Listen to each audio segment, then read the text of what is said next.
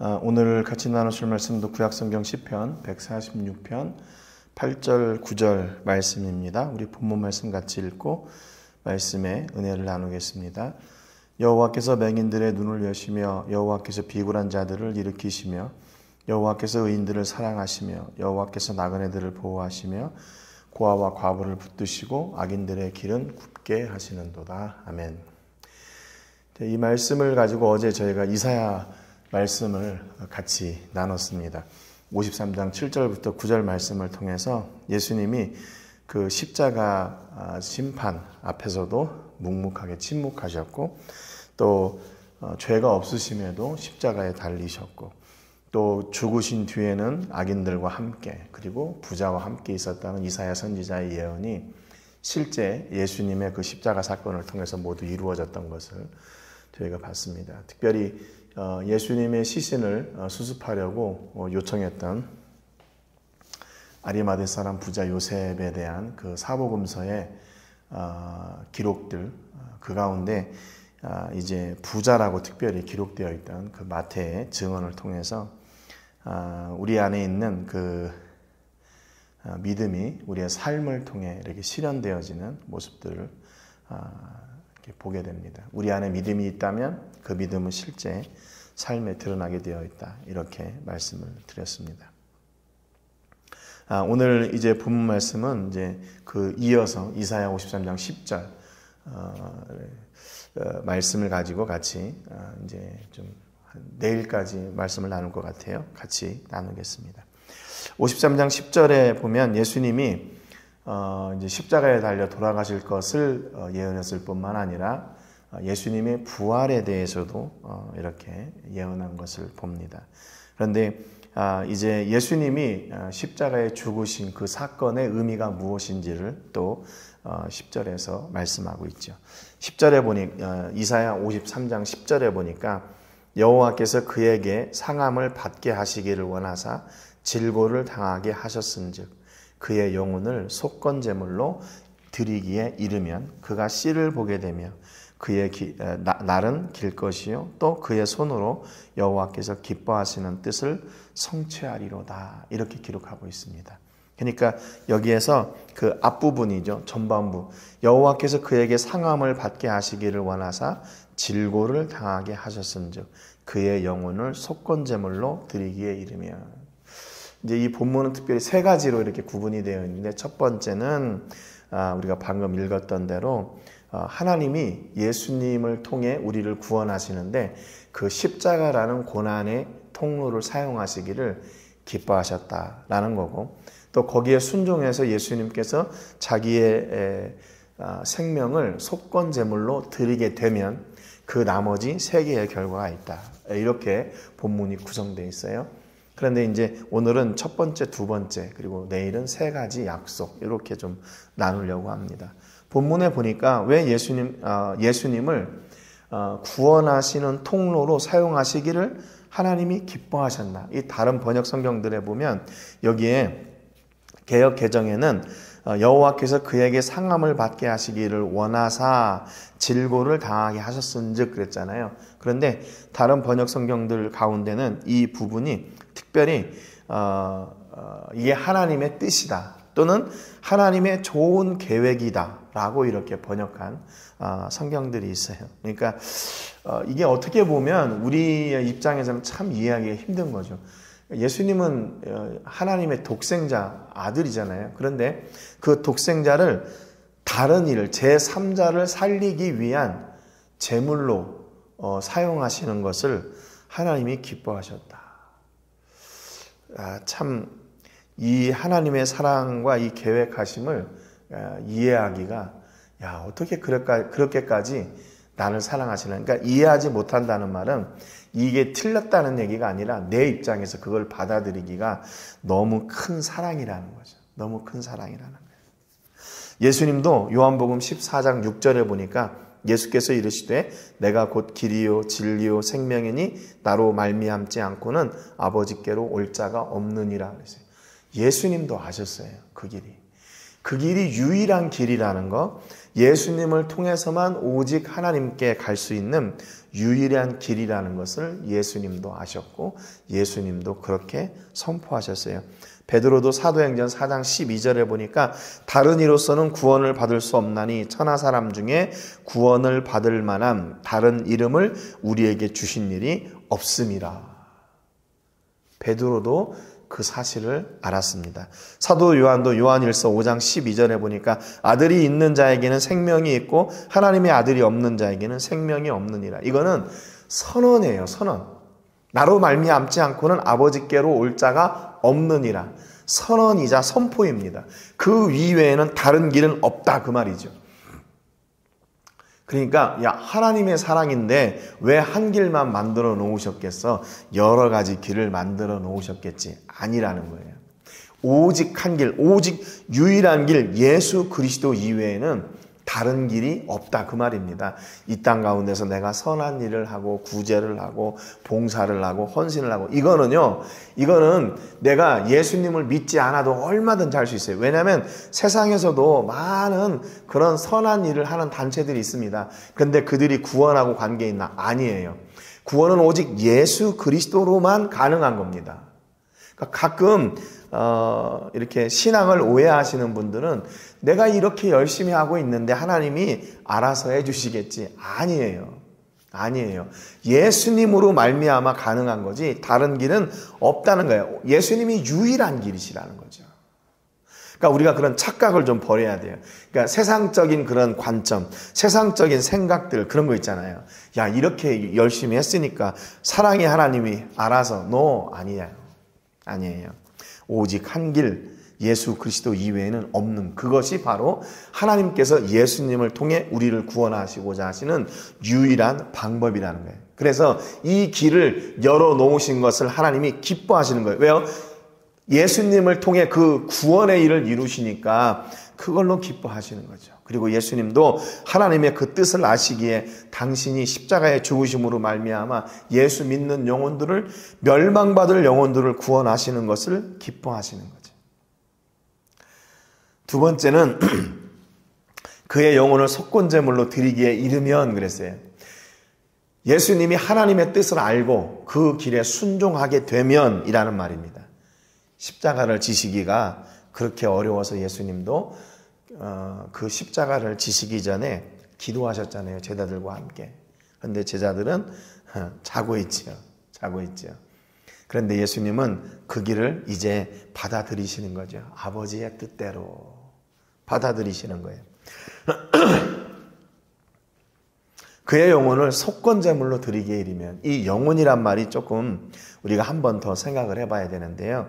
이 영혼이란 말을 다른 번역에서는 그의 영혼 또는 그의 생명 또는 그가 그의 삶, 그의 영혼, 그 자신. 그러니까 이 영혼이란 말이 히브리 말로 네페시라고 하는 말인데 이게 숨쉬는 존재, 영혼, 생명 그런 뜻이에요. 그러니까 이거를 어떤 한 부분에 생명이 그러면 영혼에만 있고 그러면 육에는 없나 뭐 이런 또 뭐 여러 가지 복잡한 이야기가 나오겠지만 이 본문에서 영혼을 속건제물로 드린다 그 말은 예수님이 어느 한 부분만을 드리는 게 아니라 예수님 전부를 드리시는 거예요. 영과 육, 생명 모든 걸 다 드리시는 겁니다. 그 자신을 드리는 거예요. 그러니까 생명이 담겨있는 그 육신을 살게 하는 그 영혼까지 모두 다 드린 거예요. 그러니까 예수님을 십자가에 주고 자기 자신을 드림으로 그러니까 이 표현이 영혼이란 표현이 조금 우리 그 개역 개정은 조금 모자란 표현인 것 같아요. 모자라다 그러면 좀 그런데 예수님 자신 전부를 드리는 겁니다. 속건제물로 드리게 되면 그랬어요. 이 속건제라는 말은 속죄제와 성경에 보면 속죄제도 있고 속건제도 있고 그런데 이 특별히 이 속건제에 대해서 레위기 5장에 말하고 있는데 이 속건제는 드리는 대상이 이렇게 구별되어 있습니다. 누구든지 여호와의 성물에 대하여 부지 중에 범죄하였으면 여호와께 속건제를 드리되 그랬어요. 이 속건제는 성물에 대해서 광야 시대에 성막 안에 있는 혹시 그런 성물에 대해서 범죄했을 때 부지 중에 범죄했을 때 속건제를 드리는 거예요. 또 내가 지정한 가치를 따라 성소의 세겔로 몇 세겔 은에 상당한 흠없는 수량을 양떼 중에서 끌어다가 속건제로 드려서 그래요. 그러니까 성물에 대해서 해를 입혔을 때 그건 부지 중에 또 잘못했을 때 그때에는 거기에다가 5분의 1에 해당하는 이런 보상을 해야 돼요. 그리고 또 수량으로 제사를 드려야 됩니다. 그러니까 속건제는 두 가지예요. 제사를 드리고 그 다음에 거기에 대한 보상이 따르는 겁니다. 그런데 속건제는 제사를 드릴 때 오직 숫양으로만 드렸어요. 다른 제물은 해당되지 않습니다. 다른 예물은 받지 않아요. 그러니까 쉽게 얘기하면. 그런데 속죄제는 여러 가지 제물을 다 받습니다. 그런데 그 사람이 어떤 양이나 또는 염소나 아니면 비둘기나 그것도 드리지 못할 상황이면 그 가루라도 고운 가루라도 그것을 하나님께 드려야 되는 게 속죄제예요.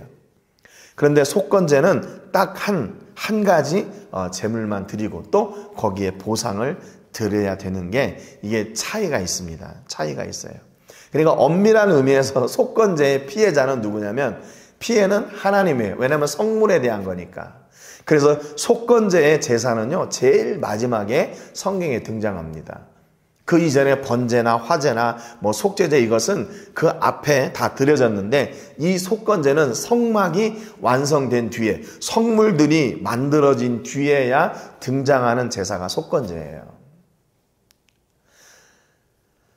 아무튼 그렇기 때문에 이 부지 중에 성물을 먹거나 또 그 성물에 대한 피해를 입혔을 때 이렇게 그 성물에 피해를 입힌 것에 5분의 1을 더해서 드리는 속건제의 제사.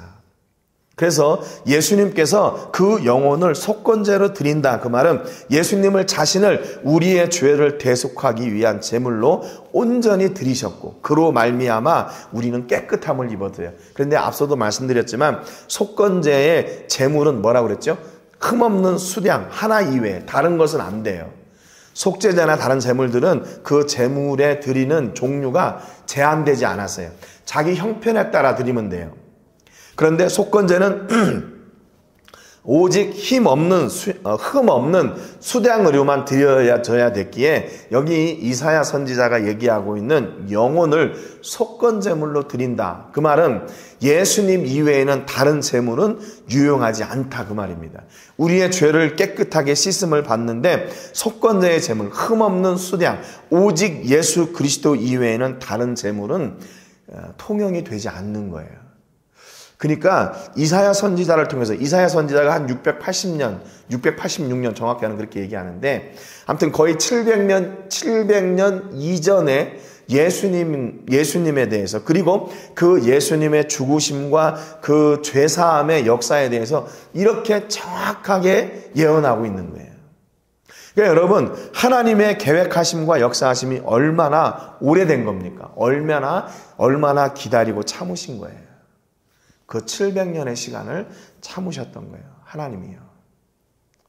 여러분, 오늘 여러분이 누리고 있는 이 구원의 기쁨과 감격은요, 어느 하루아침에 이루어진 게 아닙니다. 저희는 지금 2000년이 지났죠. 예수님 시대로부터. 그러면 이사야 시대로부터 보면 2700년이 지난 시대예요. 그동안 우리를 구원하시기 위해서 하나님이 그렇게 오래 기다리셨던 거예요. 여러분, 오늘 우리는 이 예수님의 나를 대신하여 십자가에 죽으신 그 은혜와 그 능력과 그 권세가 있습니까? 그 복을 내가 지금 바로 알고 있습니까? 여러분, 우리의 구원은 예수님의 십자가 은혜 이외에는 다른 곳으로는 이루어질 수 없는 구원의 은혜예요. 나를 구원하시기 위해서 자신을 아낌없이 속건제의 제물로 드려주셨던 이 예수님의 구원의 감격과 은혜가 오늘 우리 안에 풍성하게 넘쳐날 뿐만 아니라 이를 온 땅에 전하는 또 선포하는 그런 축복의 통로들이 되시기를 주님의 이름으로 축복합니다. 오늘 세계를 부으며 기도할 때는 우리 행복한 교회를 위해서 기도해 주시기 바랍니다. 우리 행복한 교회를 통해서 이 땅 가운데 이 예수님이 값없이 그분의 전체를 들이셨던 이 구원의 은혜와 역사가 온전히 선포되고 세워지는 은혜가 있게 해주시고, 또 우리 교회 모든 성도님들이 이 구원의 일을 위해서 마음껏 봉사하고 충성할 수 있도록 영육의 강건한 복, 하늘의 은혜와 이 땅의 복을 허락해 주셔서 우리 모든 성도님들이 이 생명의 복음의 사역을 감당하는 은혜가 있기를, 우리 교회가 되기를 위해서 기도하시기를 바랍니다. 검정고시학교와 기술학교, 신학교 건축을 위해 대지를 구입하고 이제 준비 과정에 있는데, 하나님의 선하신 때에 역사하시도록 저희들이 이렇게 기도로 준비하고 있습니다. 하나님께서 때가 되었을 때 선한 일을 이루어 주시기를 위해서 기도해 주시고, 귀한 사역에 함께할 믿음의 동역자들 보내주시기를 위해서 기도하시기를 바랍니다. 오늘도 우리가 섬기고 기도하는 선교지와 선교사님들, 단체와 교회 위해서 기도해 주시고요. 우리의 자녀들을 위해 기도하실 때 우리의 자녀들을 구원하시기 위해 자신을 온전히 속건제물로 드리셨던 그 예수님의 은혜와 구원의 역사가 늘 풍성하고, 그리고 우리의 자녀들이 구원의 기쁨과 감격으로 사는데 부족함이 없도록 위해서 기도하시기를 바랍니다. 오늘 말씀처럼 예수님의 전부를 나를 구원하시기 위해 아낌없이 내어주신 그 사랑과 은혜와 구원이 나를 통해 흘러넘치는 하루 되도록 위해서 기도하시기를 바랍니다. 제가 먼저 기도하고 같이 기도하겠습니다. 하나님 아버지, 감사드립니다. 오늘도 주신 은혜의 말씀을 통해 우리 예수님이 나를 위해 아낌없이 예수님 자신 전부를 주셨던 그 놀라운 은혜를 저희가 보게 됩니다. 이 구원의 역사는 오늘 어제 이루어진 것이 아니라 이미 수천 년 전에 나를 위한 구원의 계획을 가지고 계셨고, 2000년 전에 오셨던 예수님이 그 십자가를 지심으로 나를 구원하신 그 역사를 온전히 이루셨습니다. 하나님, 오늘 우리가 이 구원의 은혜를 입었으니 이 구원의 은혜를 마음껏 전하는 통로들이 되게 하여 주시고, 우리를 통해서 이 생명의 놀라운 역사가 온 땅에 증거되고 선포되는데 부족함이 없도록 성령 하나님 친히 늘 역사해 주옵소서. 오늘도 우리를 구원하신 이 예수님의 구원의 기쁨과 감격으로 사는 놀라운 하루 되도록 능력의 능력을, 은혜의 은혜를, 복의 복을 더하여 주옵소서. 감사드리고 축복하며 예수님의 이름으로 기도합니다. 아멘. 우리 같이 기도하겠습니다.